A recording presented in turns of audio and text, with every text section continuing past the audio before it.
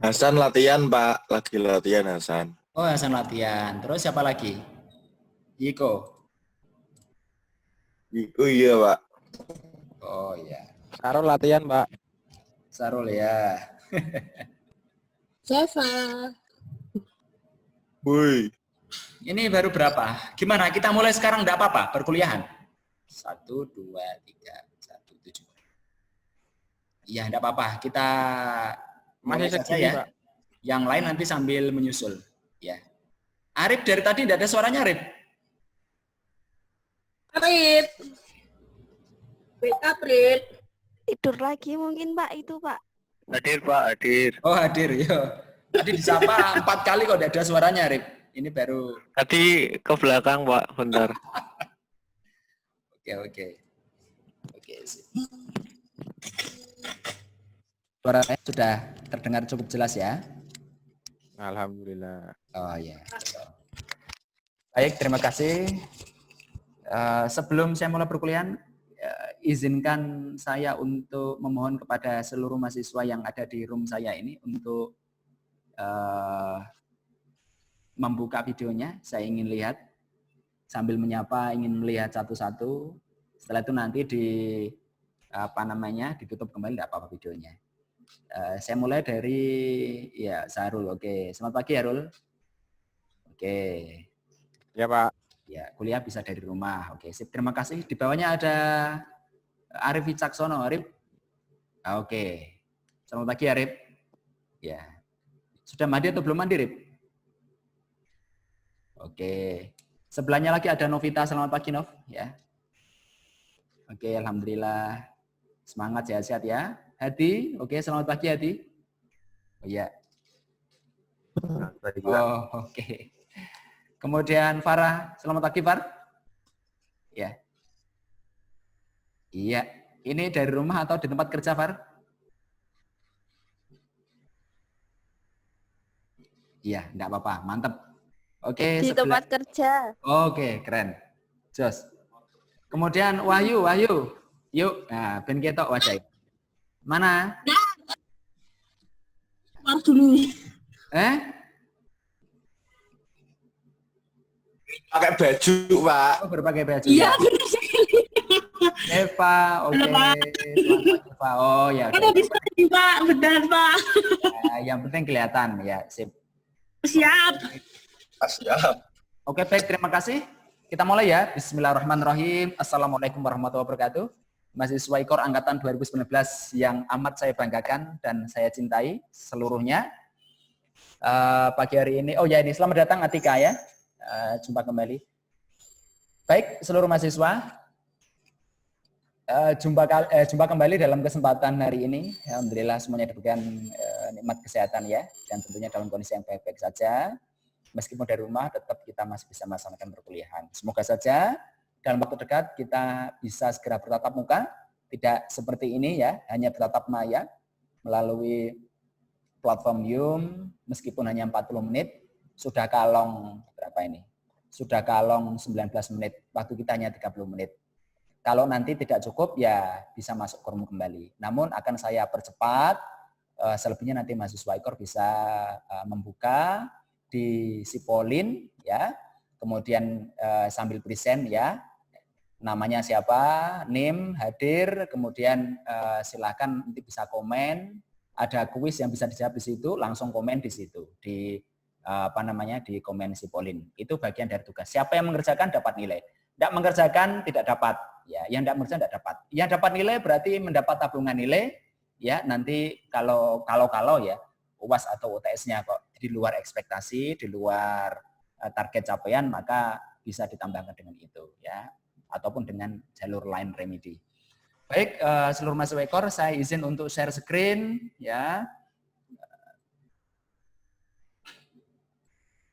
Sambil mengikuti kegiatan yang lain kita kita bisa ya. Kita sambil kuliah, kemudian sambil bekerja pun bisa ya. Tidak apa-apa. Saya apresiasi bagi mahasiswa IKOR yang terkait dengan proses akademisnya dilalui dengan survival ya, artinya kemampuan untuk beradaptasi. Sebagaimana materi yang kemarin disampaikan pada fisiologi olahraga, diantaranya ada yang namanya homeostasis ya. Nah, tapi ini kita kuliah di luar itu materinya ya. Ini perkuliahannya tes pengukuran. Ada yang sudah tahu tes pengukuran? Ini kanvanya agak lama ya.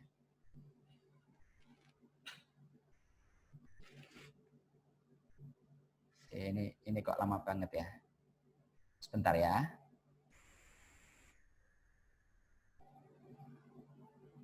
Oke, sebentar. Oke.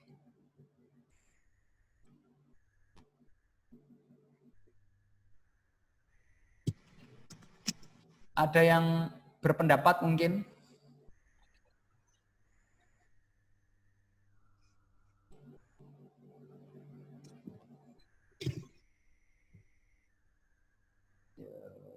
Ya.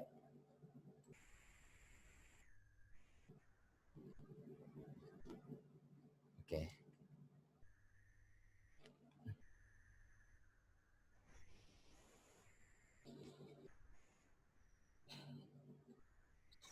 Baik, hari ini tatap muka kita untuk yang pertama kali pada perkuliahan tes dan pengukuran bersama dengan Pak Aris ya.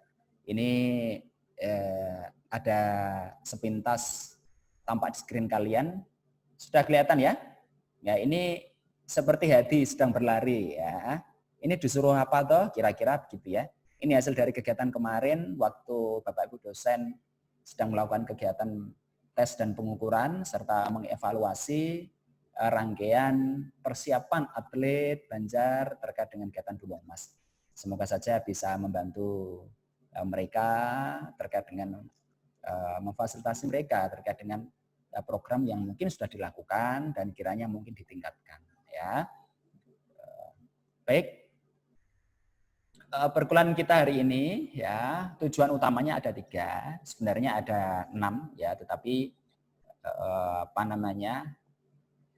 include ya, poin-poin pentingnya ada 3 ya.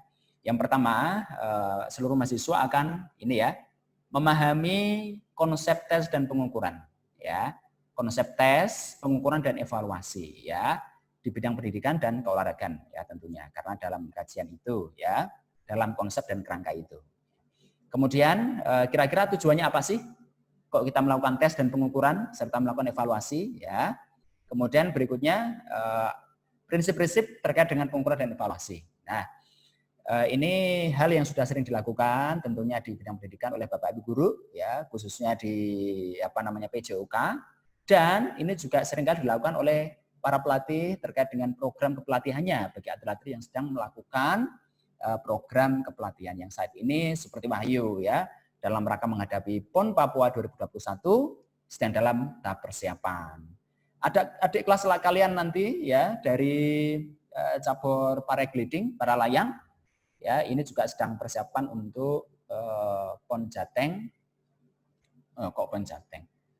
PON Papua ya 2021 yang sedianya harusnya dilakukan di tahun ini ya, Oktober harusnya. Begitu ya Yuk ya. Tapi diundur ya. Ya Pak, diundur Oktober 2021. Berarti masih ada 1 tahun untuk mempersiapkan, namun demikian 1 tahun bukan waktu yang panjang, ya singkat. Tapi kalau dilakukan dengan terpaksa ya mungkin lama ya. Tapi semoga saja teman-teman kita, saudara kita yang sedang melakukan program pemusatan atau program-program terkait dengan kepelatihannya diberikan kemudahan dan kelancaran. Amin ya. Tentunya sesuai dengan yang diharapkan. Oke, berikutnya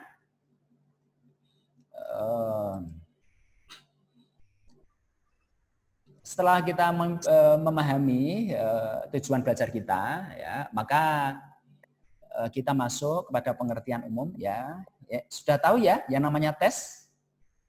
Ya. Tes adalah alat ya atau instrumen, ya, bahasa akademisnya itu instrumen yang digunakan untuk mengumpulkan informasi, ya. Berarti alat yang digunakan untuk mengumpulkan informasi, ya, berupa pengetahuan atau keterampilan seseorang. Gitu. Jadi alat untuk mengumpulkan informasi terkait dengan pengetahuannya atau keterampilannya. Dalam ini adalah pengetahuan itu aspek kognitif, kemudian keterampilannya itu adalah aspek psikomotor ya. Namun ada satu lagi ya yang harus dinilai dan atau bisa dilihat adalah afektif ya. Jadi tidak jauh-jauh dari itu ternyata keolahragaan ini juga dalam rangka mengembangkan kognitif ya. Selain kognitif ada afektif. Kognitif itu adalah kognitif itu adalah kognisi atau kecerdasan ya. Kemudian afektif atau sikap, kemudian psikomotor. Psikomotor itu adalah keterampilan, ya, keterampilan dasar.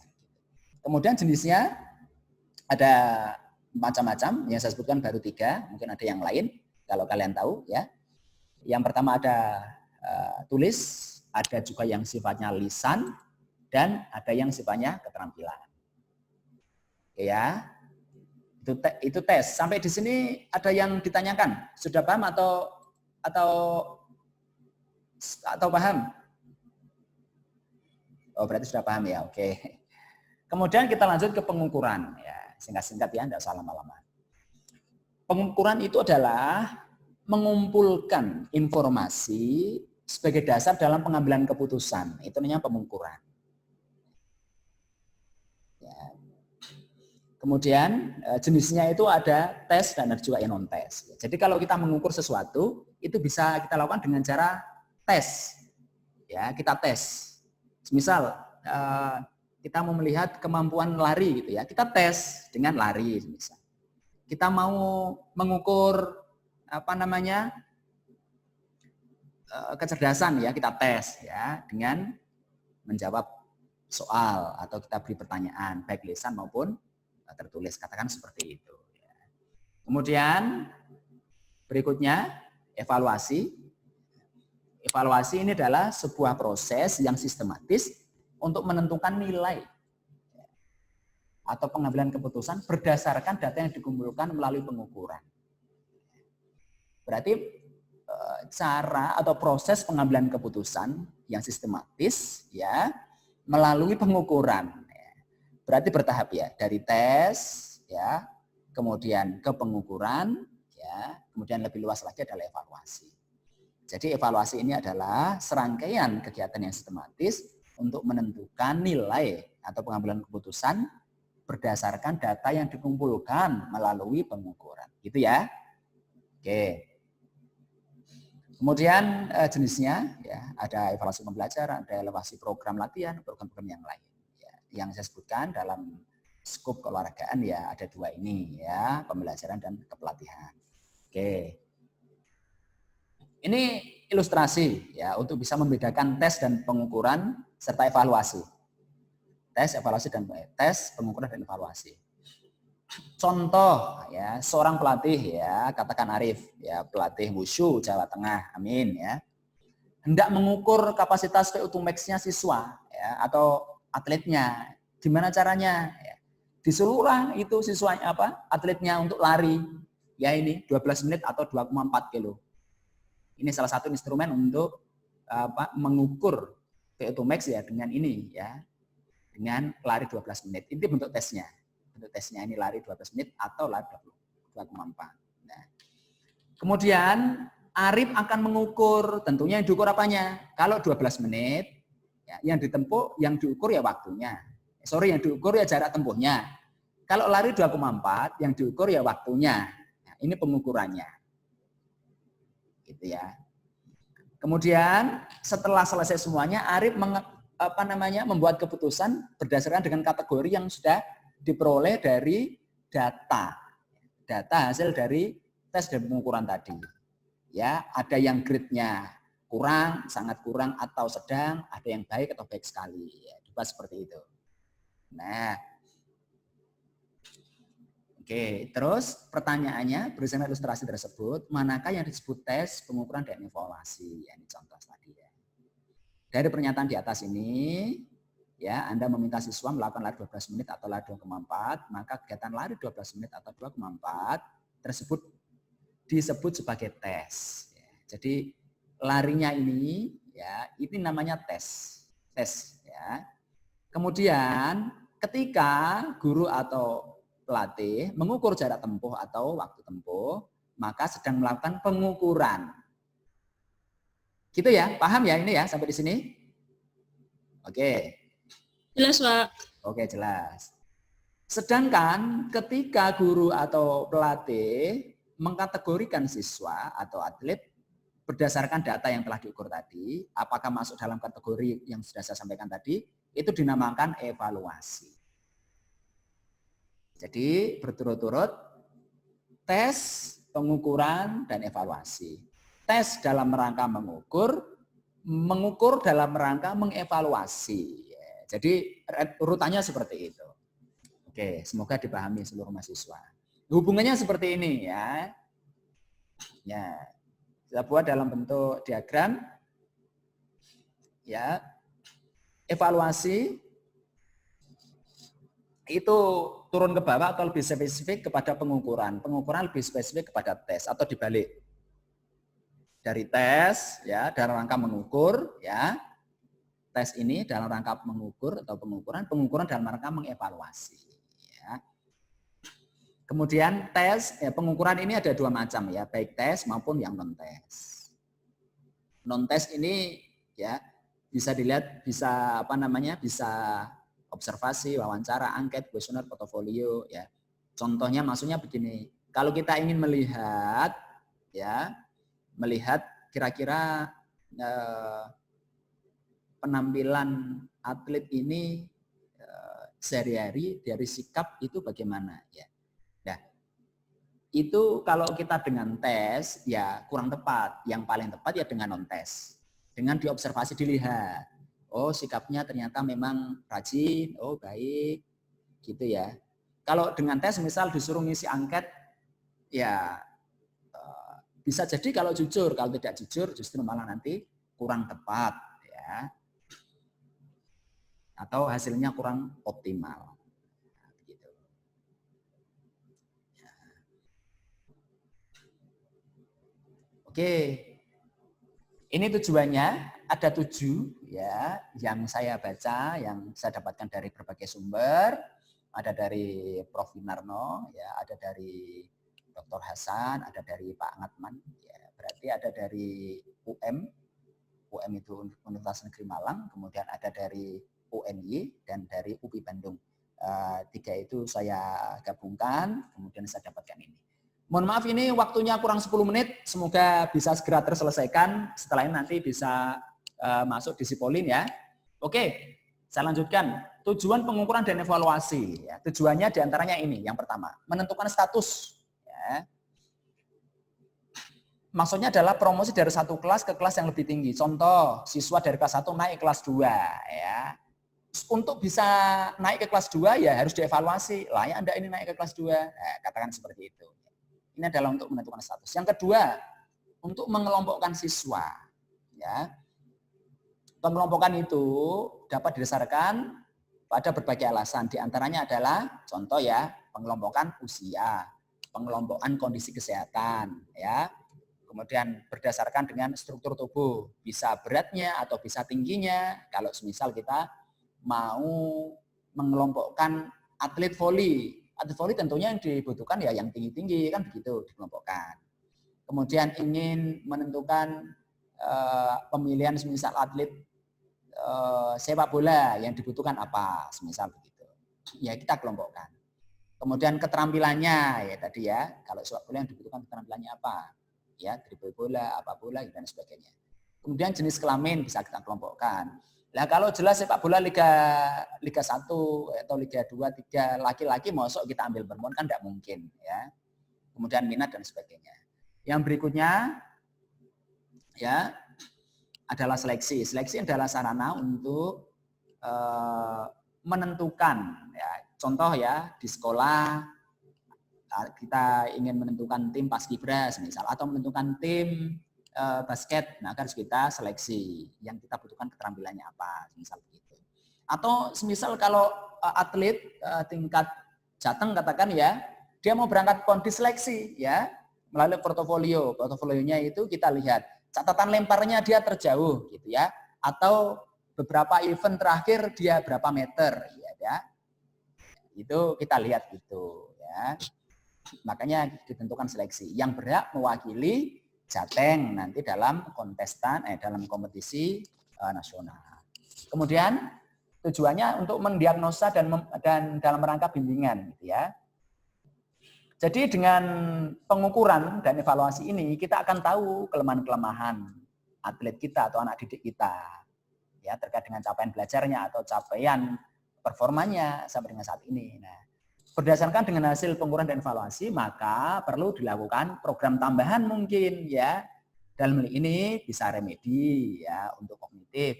Kalau yang psikomotor ya memang harus ada program tambahan, misal tambah jam latihan, tambah program drill dan sebagainya, misal seperti itu ya. Ini mendiagnosa ya. Kemudian tujuannya untuk memotivasi. Jadi hasil tes ini sesungguhnya diharapkan untuk mahasiswa itu atau siswa kita atau atlet kita lebih semangat untuk berprestasi ya. Bukan sebaliknya dengan diukur malah takut gitu ya. Justru dengan diukur itu mereka down, itu harusnya jangan begitu. Setelah sekian lama melakukan kepelatihan harusnya semangat untuk melihat hasil kepelatihan itu seberapa besar ya terhadap performa yang akan ditampilkan, termasuk siswa kita gitu ya, nanti yang sebagai guru.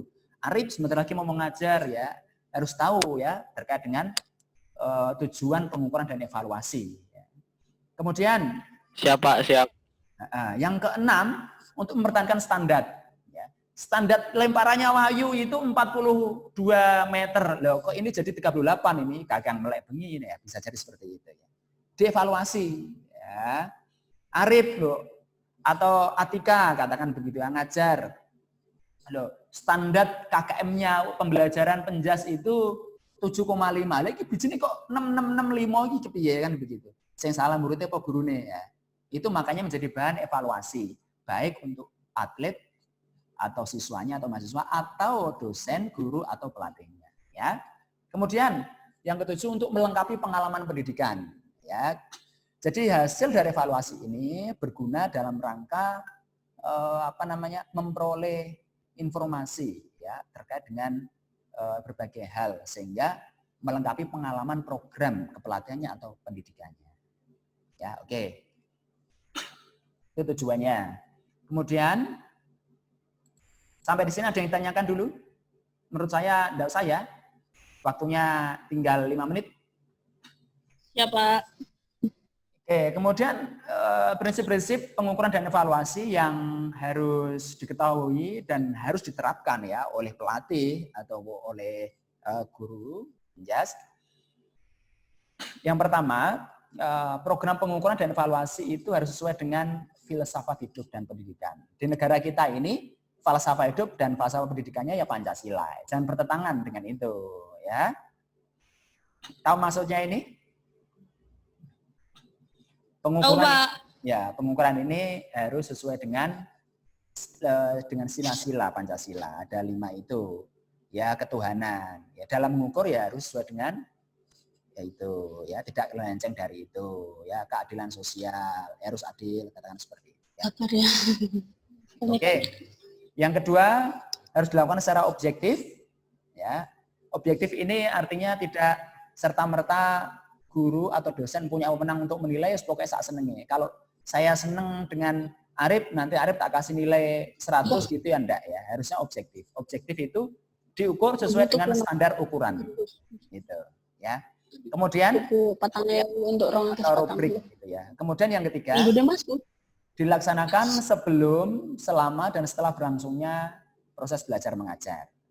Jadi tes pengukuran dan evaluasi ini harus selalu dilakukan baik sebelum kegiatan pembelajaran atau pelatihan, kemudian selama proses dan setelah proses. Ya. Jadi kalau pre-test atau tes sebelum kegiatan itu dalam rangka mengukur kemampuan sampai sejauh mana peserta didik kita atau atlet kita ini terkait dengan program yang akan kita ajarkan, kita berikan. Kemudian di tengah tetap kita harus memberikan evaluasi ya. Kemudian di akhir evaluasi ini untuk mengukur sejauh mana mahasiswa atau atlet kita berhasil dalam program yang sudah kita tentukan. Kemudian yang keempat, menganut prinsip kontinuitas atau keberlanjutan ya, terus-menerus tidak berhenti. Ketika sudah dievaluasi ya terus selesai begitu tidak. Tapi hasil evaluasi ini digunakan untuk program selanjutnya. Kemudian harus menyeluruh komprehensif ya. Komprehensif ini meliputi kognitif, afektif dan psikomotor ya. Dalam menilai itu tidak hanya yang diukur kognitifnya tok ya. Tetapi harus berimplikasi kepada psikomotor ya atau keterampilan dan yang penting sikap. Kita harus menanamkan sikap yang baik, ada keteladanan sportif ya, taat, disiplin dan lain sebagainya begitu. Kemudian dipimpin dan dikelola oleh orang yang ahli dalam bidangnya. Ya ini yang penting. Kalau guru saya yakin ahli lah ya di bidang pengukuran dan tes selagi mau belajar ya. Pelatih jangan ditanya. Pelatih tentunya seperti ini sudah sangat paham ya. Tentu ahli beliau-beliau ya. Kalau Pak Aris ya insyaallah ya. Kemudian yang ketujuh, hasil pengukuran dan evaluasi ini harus diinterpretasikan dalam untuk semua individu tentang aspek sosial, mental, fisik dan psikologis. Ya, jadi seluruh aspek harus artinya mencerminkan atau menginterpretasikan dari aspek sosial, mental, fisik dan psikologis. Oke, kurang sedikit yuk ya. Tenang saja, tinggal 1 menit setelah ini selesai. Model evaluasi, tujuan utama pembelajaran dalam untuk menghasilkan perubahan perilaku yang terukur ini ya. Modelnya seperti ini. Jadi ketika kita mau mengajar atau mau melatih, harus kita tentukan tujuannya. Tujuannya apa dulu? Kita mengukur untuk apa dulu ya. Setelah itu kita berikan pretest atau tes awal, sejauh mana kemampuan di awal sebelum kita berikan pembelajaran. Kemudian kita berproses pembelajaran. Kemudian setelah selesai kita harus mengukur ya. Setelah kita ukur, kemudian kita evaluasi. Diukur dalam rangka mengukur seberapa jauh kemampuannya, evaluasi ini dalam rangka mengambil keputusan. Oh, ternyata siswa saya si ABCD kemampuannya itu baik, sedang, atau kurang. Begitu. Selesai sepertinya. Ya, tugasnya ini. Nanti bisa dilihat si Pauline, langsung nanti di komen ya. Kerjakan atau ya, di akun si Pauline Pak. Ya, oke. Pak Aris. Ya. 3 itu ya Pak? Ya, ini tugasnya nanti sambil dikerjain ya. Tidak harus hari ini.